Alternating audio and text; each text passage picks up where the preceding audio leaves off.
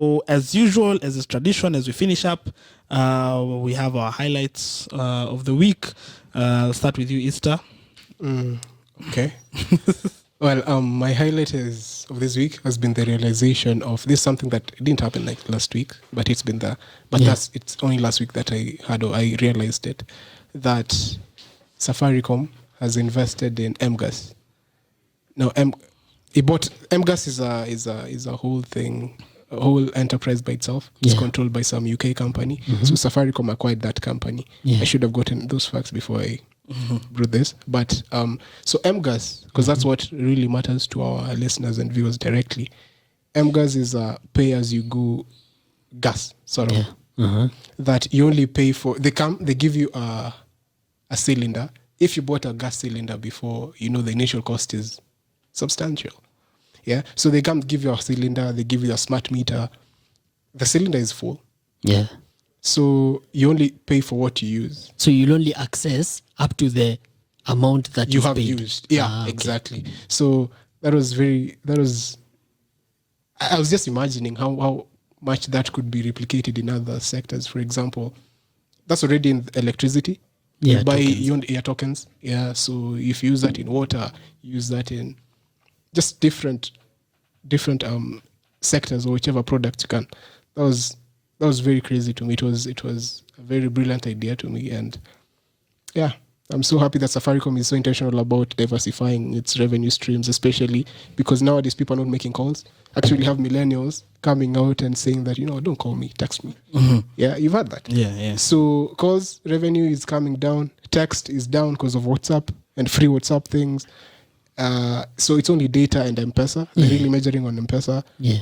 So when the CEO is so forward thinking that they've started diversifying and getting into these other things that are really not communication in the communication field.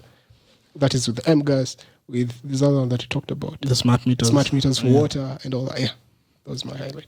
Okay. So by the way, I had Keegan. Keegan was having a session and speaking about tax in Sheng. Yes, I was invited by Shujaz to a conversation on how taxes affect businesses, and particularly those businesses owned by youths. And it was great. I mean, I had a good time discussing taxes in Sheng. I had to separate myself from this Kizungu Mingi that we speak here. So it was an amazing time. Really, really great time. Yeah, I think maybe we could exchange. Me, I was on NTV and speaking, obliterating Swahili. Hey, my friend, hey. Kiswahili is a struggle. I'm sure while you were speaking, Wala bin Wala might have been holding his chest, Kiswahili is not our mouths, man. By the fun fact, Wala bin Wala is actually Luo. Yeah, his name is John Owalo. Okay. I was like, marketing is proper.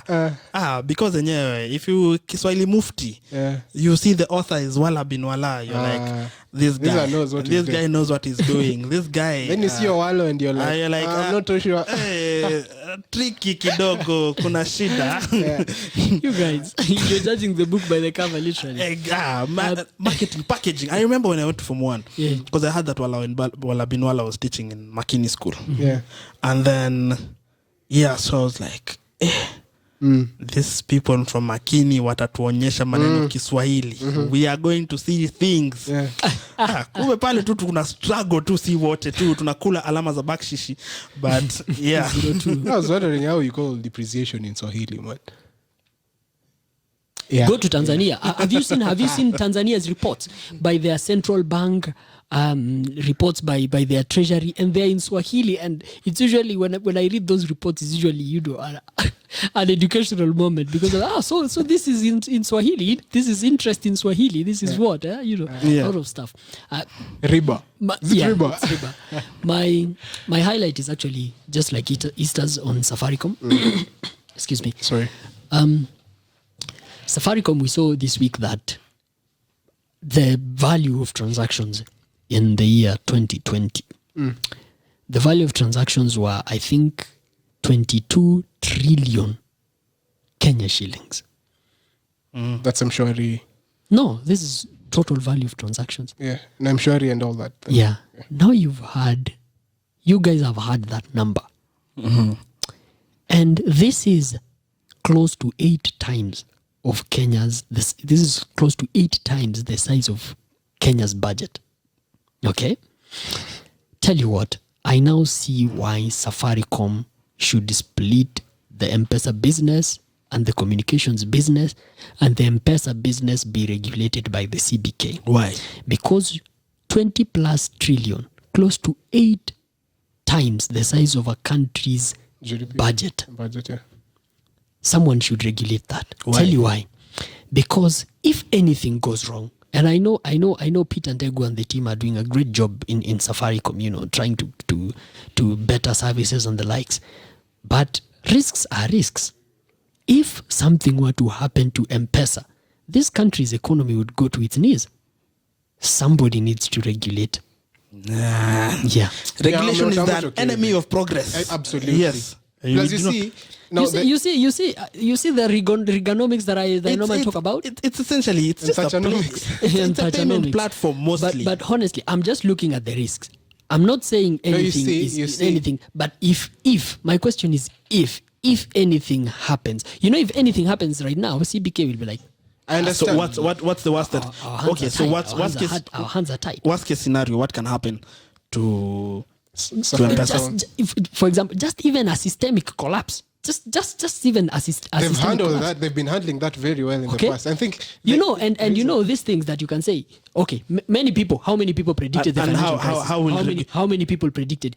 No, Actually, risks no, are financial- things. These no, are things that yeah, you can't even predict. financial Okay? crisis? The financial crisis There were indicators, was yes, but not I'm indicators. saying, It was because they were holding people's money. yeah. And these are people who are actually making investments Yeah. into assets that were essentially junk status. Okay, What let's- M-Pesa let's- essentially let's- is doing let's is leave just that it's just aside. a payment platform. Yeah, it's a Yeah. payment platform. Yeah. Let's leave that It's aside. just a funnel. But I'm just looking at the magnitude of that and the impact that a collapse, or not a collapse, God forbid, I hope it doesn't happen.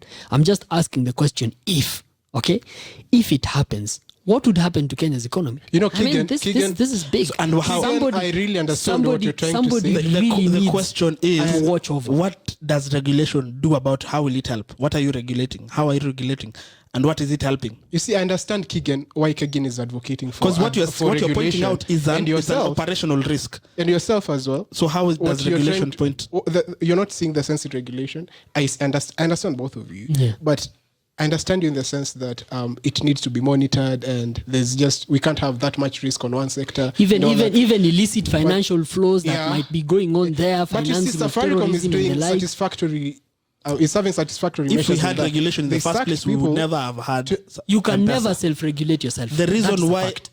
M-Pesa is come not on. there in these other countries is because of regulation. So the fact that there's no regulation gave us the beauty that is M-Pesa. The regulation system And in the Kenya has success that shown it us is globally. that it is not aimed at protecting the consumer, which is what the goal of regulation should be. It is to just protect a the consumer. method of rent seeking. Exactly.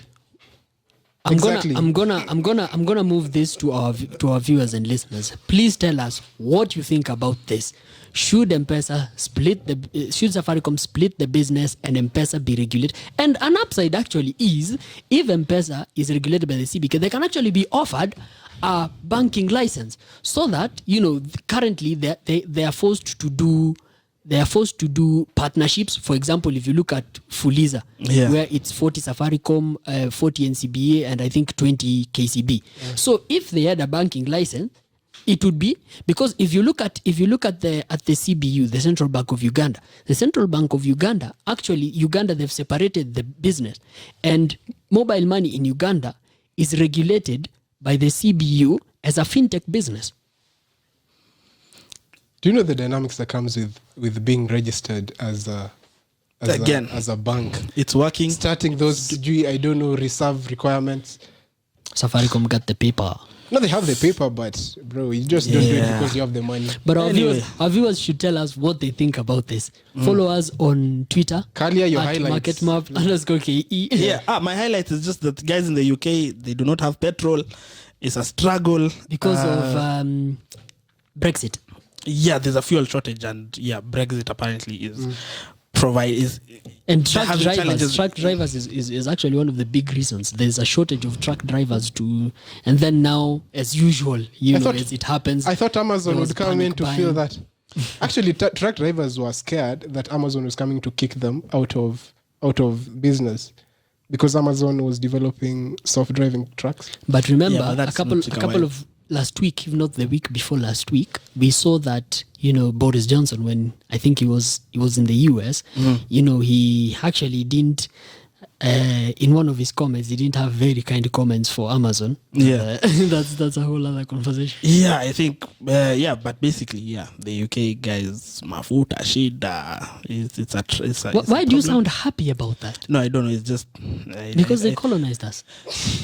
Yeah, but Took it personally. I just thought that Brexit was silly.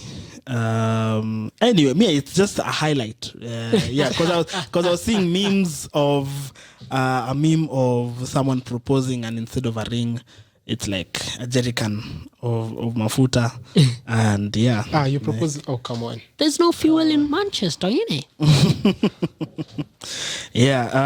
So basically, that was my highlight of the week. Okay, my actual highlight was on Safaricom, but you said it, so I had to think of something else on my feet. Okay. Amesema yako.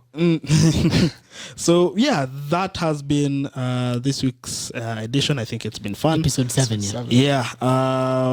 We had a lot of diversions and detours, but that's all the beauty of the discussion. Yep. So until next week, I have been your co-host. I've been your host. You really need that trip to Diani. I've been your host, Daniel Kalia. The one and only Kigen Kiplimo. Oh, come on. Easter fanning. Yeah, and remember, It's nothing personal. It's just business. Or if you are listening to us from Brooklyn, New York, it's just business. and if you're listening to us from Manchester, it's been in it. Guy, that was so Yeah. bad. I don't know. That's why Everton's gonna beat you. Cheers, guys. Sour, bye. Bye.